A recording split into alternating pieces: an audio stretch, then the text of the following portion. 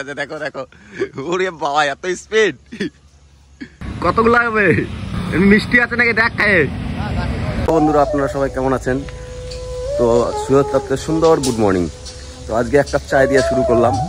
তো আজকে আমাদের সারা রাত গাড়ি চলা। এখানে সকালে এসে একটু ফ্রেশ হলাম। তো চোখের অবস্থা, মুখের অবস্থা দেখে একটু কথা বুঝতেও পারছেন। ব্যাপার হলো, যদি ভুল বলে থাকি তাহলে কোনো মাইন্ডটা নেবেন না।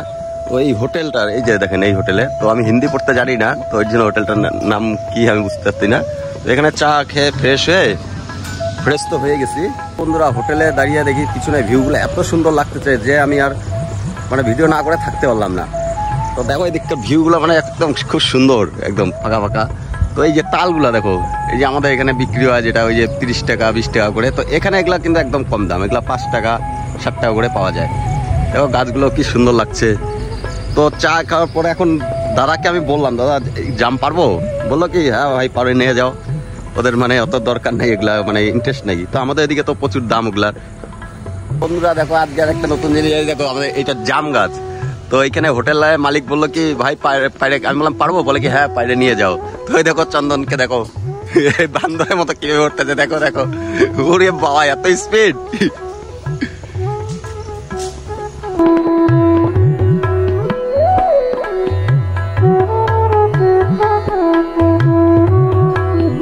ও চন্দন জাম্প পারে নামেছে। ভাই ধরতে লাগবে, ব্যাগটা ধরতে লাগবে।